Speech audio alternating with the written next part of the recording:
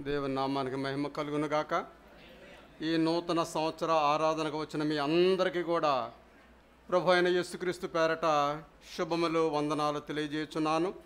ఈ రకమైన శుభములు వందనాలు ఈ సంవత్సరం తెలియజేయడానికి దేవుడు నాకు అనుగ్రహించిన మహాకృపను బట్టి నేను దేవునికి వందనాలు తెలియజేస్తున్నాను. దేవుడు మనకు అనుగ్రహించిన సమయంలో నమ్మకముగా ఉండాలని దేవుడు కోరుచున్నాడు. నమ్మకత్వం కలిగి మనం దేవునిలో ఉండాలి. ఈ సమయము టైం అనేది దేవుడు మనకు అప్పగించిన ఒక ధనాగారము లాంటిదండి. ఒక ధనాగారం లేక డబ్బు సంచి దేవుడు మనకు అప్పగించాడు అనుకోండి. ఆ డబ్బు సంచిని మనం ఎంత జాగ్రత్తగా వాడతాం, ఎంత జాగ్రత్తగా కాచి కాపాడుతాం. అదే విధముగా సమయం కూడా ఇది ఒక ధనాగారం లాంటిదే దేవుడు మనకు ఇచ్చి ఉన్నాడు. ఆమేన్. పాత సంవత్సర చరిత్రలో కలిసిపోయింది. అది మరలా మనం తిరిగి చూడలేం.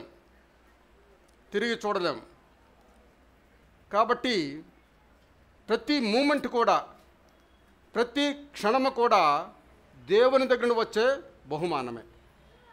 గమనించండి, ప్రతి మూమెంట్ దేవుని దగ్గర నుండి వచ్చు బహుమానమై ఉన్నది. ఒక సామెత ఉంటుంది, time and tide wait for no man. Time and tide wait for no man అనగా సమయము సముద్రపు అల ఎవడి గురించి కూడా ఆగదంటండి.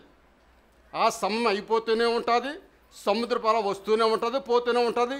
ఎవరో ప్రెసిడెంట్ గారు వస్తారు, పిఎం గారు వస్తారు, ఆ టైడ్ అలాగ ఆపచేయండి, సముద్రపు అలను అలాగ ఆపచేయండి, లేక సమయాన్ని స్తంభింపచేయండి అని చెప్పినట్లయితే అది జరగదు. Time and tide waits for no man. ఎవరి గురించి కూడా అది ఆగదు.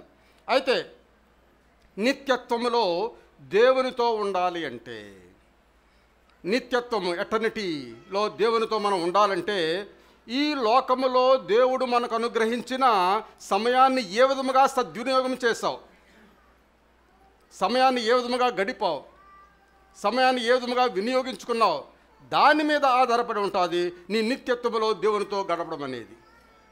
ఆమేన్. హల్లెలూయా. బైబిల్ హెచ్చరిస్తున్నది, రిడీమ్ ద టైం అంటాడు. రిడీమ్ ద టైం అనగా బై అప్ ఆపర్చునిటీస్.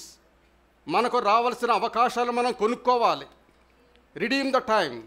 సమయంను పోనివ్వక అంటాడు పౌలు భక్తుడు. సమయాన్ని పోనివ్వక, సమయాన్ని మనం పట్టుకొని ఉండాలి. పోనివ్వడానికి వీల్లేదు.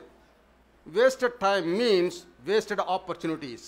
సమయాన్ని మనం ఎప్పుడైతే వినియోగించుకోవడం లేదో, ఉపయోగించుకోవడం లేదో, గొప్ప గొప్ప అవకాశాల్ని జారవిడుచుకుంటున్నామని అర్థం. ఆమేన్. గొప్ప గొప్ప అవకాశాలు జారవిడుచుకుంటున్నామని అర్థము. అయితే ఈ సమయాన్ని మనం స్టోర్ చేయలేం. ఒక రిఫ్రిజిరేటర్లో పెట్టి, అక్కడ పెట్టి ఒక డ్యామ్ కట్టి ఒక వాటర్ని ఏ విధముగా నిల్వ చేస్తామో ఆ విధముగా సమయాన్ని నిల్వ చేయలేము. సమయం అయిపోతూనే ఉంటుంది. కాబట్టి ఆ సమయాన్ని మనం వినియోగించుకోవాలి. వినియోగించిన తరువాతే మరొక సమయం వస్తుంది. ఒక సమయం వినియోగించుకుంటాం, మరొక సమయం వస్తుంది. సమయం అనేది వెళ్ళిపోతూనే ఉంటుంది. ఆపర్చునిటీస్ ఆ విధముగానే వెళ్ళిపోతూ ఉంటాయి. ప్రియులారా, ఈ లోకంలో మనము వాడిన సమయమే మన నిత్యత్వములో కళను, అందాన్ని, బ్యూటీని సంతరించుకుంటూ ఉంటుంది. ఈ లోకంలో ఈ సమయాన్ని, దేవుడిచ్చిన ఈ సమయాన్ని ఎంత గొప్పగా వాడి ఉన్నావో అదే నిత్యత్వంలో నీకు అందాన్ని తీసుకుని వస్తుంది.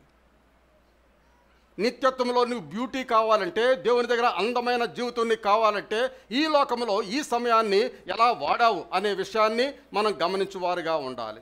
చాలాసార్లు మనం అంటాం, ఏం చేస్తున్నావు అబ్బాయి అంటే, ఏం చేయట్లేదని జస్ట్ కిల్లింగ్ టైం అంటారు. సమయాన్ని మనం చంపలేం. అలాగా means injuring God's purpose in your life. నీ జీవితంలో దేవుని యొక్క ఉద్దేశాన్ని ఇంజూర్ చేస్తున్నావు, దెబ్బతీస్తున్నావు అని అర్థం. కిల్లింగ్ టైం అంటే. ఆమేన్. హల్లెలూయా.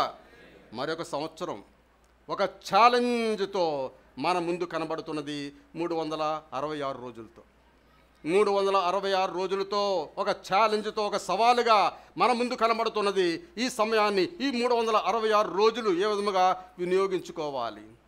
కాబట్టి మనము తప్పనిసరిగా సమయం ఎంత విలువైనదో, ఎంత వాల్యుబుల్ టైమో అనేది మనం తెలుసుకోవాలి. తెలుసుకున్నప్పుడు మనం ఆ సమయాన్ని జాగ్రత్తగా వాడువారుగా ఉంటాం. చాలామంది అంటారు టైమ్ ఈజ్ గోల్డ్ అంటారు. Time is gold. Amen? Time is gold. సమయం అనగా బంగారం అంటండి. సమయం యొక్క విలువ అది ఎంత ప్రశస్తమైనదో మనం తెలుసుకోలేకపోయినచో దాని పట్ల మనం భద్రత, జాగ్రత్త మనం చూపించలేము. అదే బంగారం అన్నదనుకోండి, ఆ బంగారు వస్తువు ఎక్కడ పోతుందో అని మనం ఆ బంగారు వస్తువు మీద మన మైండ్ అంతా ఉంటుంది. డబ్బులు ఉన్నాయనుకోండి, డబ్బులు ఒకవేళ పోతాయేమని ఆ డబ్బుల మీదే మన మైండ్ అంతా ఉంటుంది. విలువైన దాని మీద మన మైండ్ కేంద్రీకరిస్తాం. కాబట్టి అన్నిటికన్నా విలువైనది సమయం. ఆ సమయం మీద మన మైండ్ కేంద్రీకరించాలి. ఆ సమయం పోతుంది, ఆ సమయం తగ్గిపోతుంది అని ఆ సమయం మీద మనము జాగ్రత్త వహించేవారుగా ఉండాలి. ఒక్క నిమిషం, 1 మినిట్. చాలామంది అంటారండి 1 మినిట్లో వచ్చేస్తూ ఉంటారు, గంట తర్వాత ఈవినింగ్ ఎప్పుడో వస్తాడు. చాలామంది 1 మినిట్ అది అలవాటండి. ఫోన్లు మాట్లాడేటప్పుడు 1 మినిట్, ప్లీజ్ వెయిట్ 1 మినిట్ అంటారు, అది మాట్లాడమే మానేస్తాడు. ఆ విధంగా చాలామంది 1 మినిట్ 1 మినిట్ 1 మినిట్ అని అలవాటుగా మాట్లాడేవారుగా ఉంటారు. అయితే ఆ 1 మినిట్ అనగా 60 సెకండ్స్లో ఏం జరుగుతుంది మనం చూసినట్లయితే 1500 కిలోమీటర్లు ఈ భూమి తన మీద దాన్ని తిరుగుతున్నదండి. 15,000 కిలోమీటర్లు ఆ ఇరుసు మీద ఈ భూమి తిరుగుతున్నది 1 సెకండ్లో, 1 నిమిషంలో. దేవుని నామమున స్తోత్రం. 100 మంది చనిపోతున్నారండి. 100 మంది చనిపోతున్నారు. 1 నిమిషంలో 100 మంది చనిపోతున్నారు. ఏమేన్? 114 మంది పుట్టుచున్నారు 1 నిమిషంలో. 1 నిమిషాన్ని వదిలేస్తాం, 1 నిమిషం చాలా సులువుగా వదిలేస్తాం. ఆ 1 నిమిషంలో 114 మంది పిల్లలు పుట్టుచున్నారు. 100 మంది చనిపోతున్నారు. ఏమేన్? హల్లెలూయా. అలాగే అనేకమైన marriages, 36 marriages will take place in 1 minute. 1 నిమిషంలో 36 మ్యారేజెస్ అవి జరుగుతూ ఉన్నాయి. 60,000 సిగరెట్లు కాలుస్తున్నారంటండి 1 నిమిషంలో. 60,000 సిగరెట్లు. అలాగే ఇంకా 6 లక్షల సిగరెట్లు కాల్చేవాళ్ళ కన్నా తాగేవాళ్ళు ఎక్కువ ఉన్నారంటండి. 6,30,000 మంది అంట, 38,000 మంది. 6,30,000 మంది త్రాగుతున్నారు. ఏం తాగుతున్నారండి? మంచినీళ్ళ. మంచినీళ్ళు తాగితే ఈ గొడవ ఎందుకు మనకి? మంచినీళ్ళు తాగకుండా వేరే త్రాగడాన్ని బట్టి ఈ గొడవ. ఏమేన్? నా దగ్గర కొంతమంది వస్తుంటారండి. కొంతమంది వచ్చి నాకు అలాగుంది ఇలాగుంది సార్, నేను మందులు కొనుక్కోవాలి అని డబ్బుల గురించి వస్తుంటారండి. డబ్బుల గురించి వచ్చినప్పుడు మందులు కొనుక్కోవాలంటే డబ్బులు ఆ చీటి మందులు కొనిస్తానంటాను, ఆ చీటి మందులు కొనిస్తానంటాను. అలా కాదండి, నాకు డబ్బులు కావాలంటాడు. అంటే నువ్వు మందులు కాదు, మందు కావాలి నీకు అంటాను నేను. ఆ లూ అన్న అక్షరం తీసే, ఆ ఫ్లోరల్ ఉంటుంది, మందు లూ అనేది ఉంటుంది కదా, అది తీసే. లూ తీసేస్తే నీకు కావాల్సింది అది. ఏమేన్? అలా కాకుండా ప్రియులారా అన్ని వేల మంది తాగుతున్నారు. సోదరు అజ్రా గారు చెప్పిన ప్రకారము నీ దేవుడైన యెహోవా ఏంటండి? కన్నులు. సంవత్సర ఆది అంటే ఇదే, ఈరోజు సంవత్సర ఆది మొదలుకొని అంత వరకు కూడా ఆయన కన్నులు ఈ భూమి మీద ఉన్నాయండి? లేదు, నీ మీద ఉన్నాయి, నీ మీద ఉన్నాయి. ఏమేన్? హల్లెలూయా.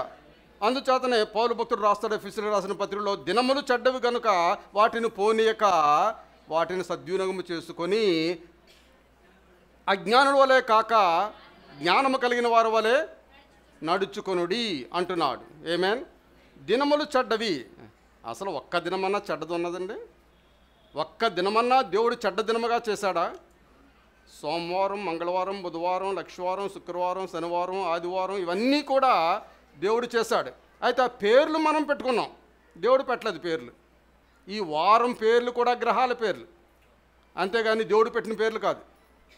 ఈ 6 దినములు కూడా దేవుడు మంచిగా చేశాడు. అయితే పౌలు భక్తుడు అంటున్నాడు దినములు చెడ్డవి అంటున్నాడు. అనగా దినమును ఉపయోగించుకునే సమయాన్ని చూసినట్లయితే అది చెడ్డగా ఉన్నదని పౌలు భక్తుడు మాట్లాడుచున్నాడు. ఏమేన్? హల్లెలూయా. లూకా సువార్తలో మనం చూసినప్పుడు 19వ అధ్యాయం 12వ వచనంలో చూసినప్పుడు రాజ్యము సంపాదించుకొని తిరిగి వచ్చినప్పుడు ప్రతివాడు వ్యాపారం వలన ఏమేమి సంపాదించునో తెలుసుకున్నట్టుకై సొమ్మిచ్చి దాసులను తన యొద్దకు పిలువమని ఆజ్ఞాపం. డబ్బు ఇచ్చాడంటండి.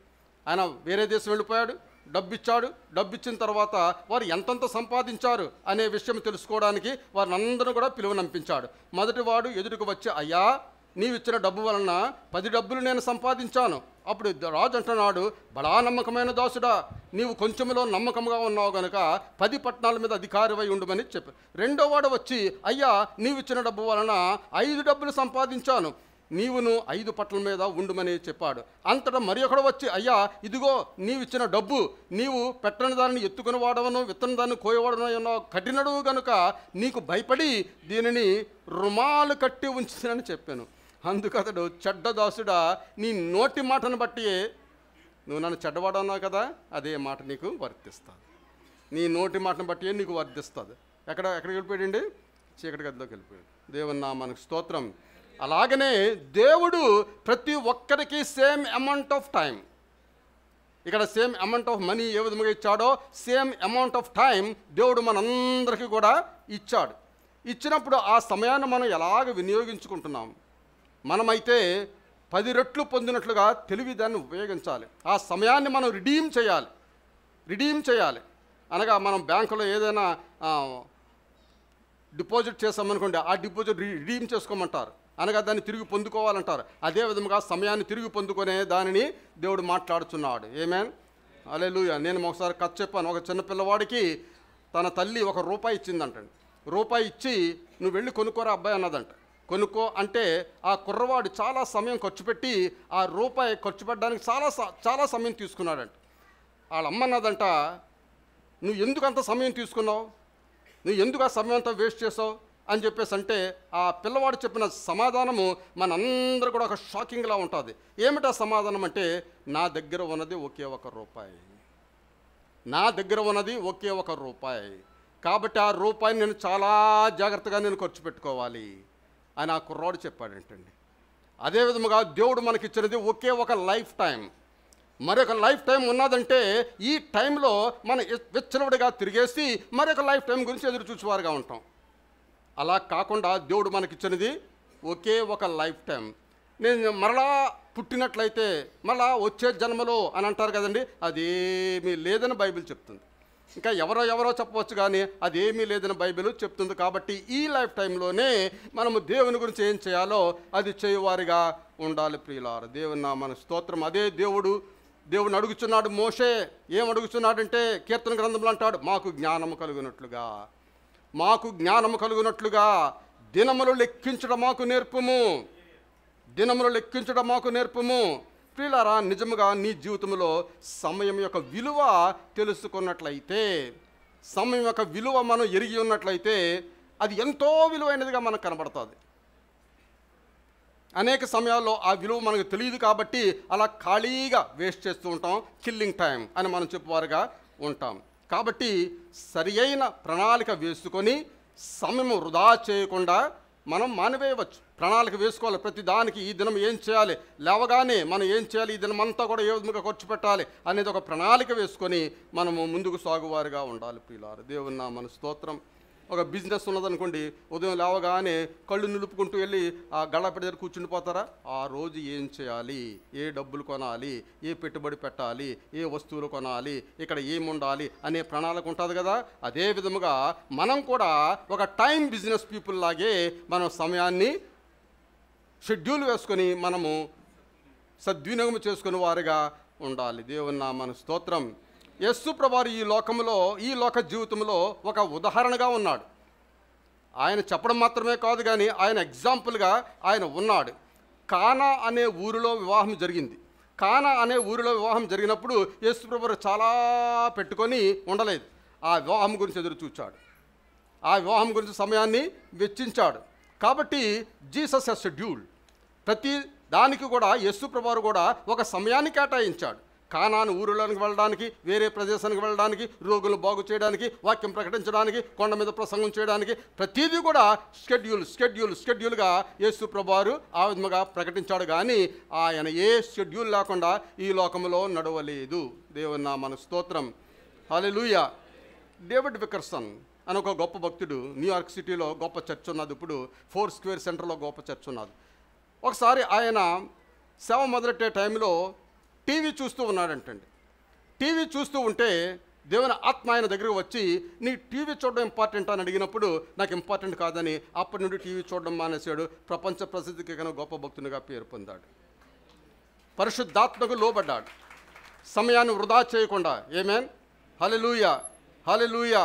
కాబట్టి ఈ సమయాన్ని మనం ఏ విధంగా సద్వినియోగం చేసుకోవాలి అంటే వాయిదా వేయడం అనేది మానివేయాలి. వాయిదా అంటే పోస్ట్పోన్ వాయిదా వేయడం అనేది మనం మానివేయాలి. అయితే ఈ విషయంలో ఇక్కడ ఉన్న మనమందరం ఇంక్లూడింగ్ పాస్టర్ అందరము కూడా నిందితులమే. మనం అందరం కూడా వాయిదా వేసే సమయంలోనే ఉన్నాం. సమయాన్ని ఇచ్చినట్లయితే బాగానే ఉంటుంది, కానీ ఒక దినము మన మీద మోయలేని భారం. వాయిదా వేసినప్పుడు అది పైలప్ అవుతుంది. అందుగురించి నేను చెప్తుంటాను, ఏ దినముకో ఆ దినమే మన హృదయాన్ని క్లీన్ చేసుకోవాలి. ఈ హృదయం మీద ధూళి గాలి వచ్చి పడి మన హృదయాన్ని పాడు చేస్తున్నది కాబట్టి ఆ హృదయాన్ని కడిగి వేసుకోవాలి. యేసు రక్తంతో మనం కడిగి వేసుకోవాలి. ప్రభువా నీ రక్తంతో నా హృదయాన్ని కడిగివేయని ఏ దినం కా దినమే పడుకొని ముందు మనం ప్రార్థన చేసుకుని పడుకున్నట్లయితే ఆ దినము క్లీన్ అయిపోతుంది. ఆ పాపము నెక్స్ట్ డేకి ఉండదు, ఆ పాపం మరి ఒక దినానికి ఉండదు. అలాగ మనం వాయిదా వేసుకుంటూ వెళ్ళిపోయినట్లయితే పాపం పైలప్ అయిపోయి ఒక దినాన్ని భారంగా ఉంటుంది. మోయలేని భారాన్ని మనం వేయువారుగా ఉంటాం. అప్పుడు మనం అంటాం, అయ్యో నేను ఎంత దౌర్భాగ్యుడును, ఈ పని అప్పుడు చేసినట్లయితే అయిపోను అని మనం అంటాం. ఆమేన్, హల్లెలూయా, హల్లెలూయా. ఆదికాండంలో లోతు త్వరపడలేదు. లోతు చెప్పాడు, ఎటువంటి భయంకరమైన పరిస్థితి ఏర్పడుతుంది అని చెప్పినప్పుడు లోతు త్వరపడలేదు. హల్లెలూయా. ఎందుచేత త్వరపడలేదండి? పోస్ట్ పోన్ చేసుకుంటూ వచ్చాడు, వాయిదాలు వేసుకుంటూ వచ్చాడు. ఇంకా రాలేదులే, ఇంకా అగ్ని రాలేదులే అని చెప్పేసి వాయిదాలు వేసుకుంటూ వచ్చాడు. ఒకసారి యేసు ప్రభువుని వెంబడించాలని ఒక యవనస్తుడు యేసు ప్రభువు దగ్గరకు వచ్చి అంటున్నాడు, నేను నిన్ను వెంబడించాలనుకుంటున్నానంటే వెంబడించంటే నేను మా ఇంటి దగ్గర సెలవు తీసుకుని వచ్చి వెంబడిస్తానంటున్నాడు. సెలవు తీసుకోవడం కూడా సమయం లేదు. వెంబడించాలంటే ఇప్పుడే వెంబడించు. ఇంకొకటి వచ్చి నా తండ్రిని పాతి పెట్టుకున్న తర్వాత, నా తండ్రి చనిపోయిన తర్వాత నేను వచ్చి వెంబడిస్తానంటాడు. మన ఇండియాలో కూడా అంతేనండి. చాలామంది స్త్రీలు మా ఆయన అడ్డుగా ఉన్నాడు భక్తి చేయడానికి, ఆయన చచ్చిపోయిన తర్వాత నేను వచ్చేస్తానండి. ఈవిడ భక్తి చేయడానికి ఆయన చచ్చిపోవాలంట. ఆ విధంగా భక్తి ఉన్నది. ఆమేన్. నా తండ్రిని పాతి పెట్టుకున్న తర్వాత, చనిపోయిన తర్వాత చాలా టైం పడుతుంది. ఆ టైం అంతా కూడా నేను వేస్ట్ చేసి అప్పుడు వస్తానని యేసు ప్రభువు దగ్గరికి వచ్చాడు. ఆ విధంగా కాదు. పౌలు ఫేలిక్స్తో అంటాడు, పౌలు యొక్క మెసేజ్ ఆలకించి ఫేలిక్స్ రాజా అని మాట్లాడుతున్నప్పుడు, నేను ఆకాశం నుండి ఆ వెలుగును చూసినప్పుడు ఆ వెలుగు నేను పడిపోయాను, నాతో మాట్లాడిన వ్యక్తి యేసు అని ఫేలిక్స్తో మాట్లాడుతున్నప్పుడు ఫేలిక్స్ భయపడిపోయాడు. కానీ ఆయనే దేవుడిని నమ్మకుండా నెక్స్ట్ టైం చూసుకుందారులే అని చెప్పేసి అన్నాడు. ఫేలిక్స్కి దేవుడు దొరకలేదు. కాబట్టి మనము సమయం ఉండగానే యోసేపు జీవితంలో కూడా చూసినప్పుడు చెరసాల్లో ఉన్నాడు యోసేపు. ఎందుకు ఉన్నాడో మనందరికీ తెలుసు. భక్ష్యకారులు చెరసాల్లో ఉన్నారు. వారి కలలు యోసేపు అర్థం చేసుకొని జవాబు చెప్తుండేవాడు. వారికి వచ్చిన కళలన్నిటి కూడా జవాబు చెబుతూ ఉండేవాడు. అయితే నేను మీకు హెల్ప్ చేశాను కదా, మీరు బయటకు వెళ్ళిన తర్వాత నా గురించి చెప్పండి, నన్ను త్వరగా బయటకు తీసుకురావడానికి అని అడిగితే వారు బయటకు వెళ్ళిన తర్వాత అది మర్చిపోయారు. దేవుని చిత్తం మర్చిపోవడం కూడా దేవుని యొక్క చిత్తము. ఆ తర్వాత ఏం జరిగిందంటే రాజుగారి కళ యొక్క అర్థము చెప్పే అవకాశము యోసేపుకు దొరికింది. రాజుగారి యొక్క కళ యొక్క అర్థము చెప్పే అవకాశము యోసేపుకు దొరికింది. ప్రియులారా, దేవుని నామానికి స్తోత్రం, హల్లెలూయా. అప్పటి వరకు జ్ఞాపకం రాలేదు ఈ భక్ష్యకారులకు. కాబట్టి ప్రియులారా, మనం చేయవలసింది ఏమిటంటే this is the right time to accept Jesus. ఇదే రక్షణ దినము, ఇదే అనుకూల సమయము. యేసు ప్రభువుని నమ్ముకొనడానికి, యేసు ప్రభువుని అంగీకరించడానికి ఇదే రక్షణ దినము. మీరు ఎవరైనా నూతనముగా దేవుని మందిరానికి వచ్చి ఏదో చూడడానికి వచ్చారని మీరు అనుకుంటున్నావో, చూడడానికి వచ్చారని మీరు యేసుని అంగీకరించండి. మీ జీవితం మారిపోతుంది, మీ పరిస్థితులు మారిపోతాయి, పాప జీవితం మారిపోతుంది. పరిశుద్ధమైన జీవితాన్ని దేవుడు మీకు ఇచ్చేవాడై ఉన్నాడు. ఎవరైనాను యేసుని అంగీకరించినట్లయితే వాడు నూతన సృష్టిగా మారిపోతాడని దేవుని వాక్యం సెలవిస్తున్నది. కాబట్టి దినములు చెడ్డవి గనుక సమయాన్ని పోనీయక దాన్ని సద్వినియోగం చేసుకొని అజ్ఞానుల వలె కాక జ్ఞానుల వలె మనం జీవించాలని దేవుని వాక్యం సెలవిస్తున్నది. దేవుడు ఈ మాటలు దీవించునుగాక. ఈ మొదటి ఆరాధనకు వచ్చిన మీ అందరికీ దేవుని పేరట వందనాలు చెల్లిస్తున్నాను. పరిశుద్ధుడు సర్వాధికారి యేసు ప్రభువా, మీ శ్రేష్టమైన నామానికి వందనాలు, స్తోత్రాలు. ఈ ఉదయకాలంలో మధ్యాహ్న సమయంలో ప్రభువా, మొదటి ఆరాధనలో నీ నామాన్ని ఘనపరుస్తూ ఉండగా మీరు మాకు ఇచ్చిన కృపను బట్టి నీకు వందనాలు, స్తోత్రాలు. కూడి వచ్చిన ప్రతి బిడ్డను ప్రత్యేకంగా దీవించండి. 366 రోజులు కూడా వారిని దీవెనలతో ఆశీర్వాదాలతో మీరు నింపి ఆశీర్వించమని ప్రార్థన చేస్తున్నాం. ప్రభా, రాత్రి వాగ్దానపు కార్డులు మేము పొందుకొని ఉన్నాం. ఆ వాగ్దానాలన్నీ కూడా మా జీవితాల్లో నెరవేర్చి మీరే మహిమ పొందవలసింది. అన్ని సమయాల్లో నిన్ను స్తుతించు వారిగా, కష్టకాలంలో, ఇబ్బంది కాలంలో, సంతోషకాలంలో, సమాధాన కాలంలో, అన్ని కాలాల్లో నిన్ను స్తుతించు వారిగా మమ్మల్ని చేసి దీవించి మహిమ పొందవలసిందని యేసు పరిశుద్ధ నామమున అడుగుచున్నాం తండ్రి, ఆమేన్. తండ్రి అని దేవుని యొక్క ప్రేమ, కుమారుడు యేసు ప్రభువారి యొక్క కృప, పరిశుద్ధాత్మిక న్యూన సహవాసము ఇప్పుడు ఎల్లప్పుడూ మనకును మన వలె కనిపెడుచున్న పరిశుద్ధులందరికీ తోడైండునుగాక. ఆమేన్. Happy new year, happy new year అని చెప్పండి అందరూ. హల్లెలూయా.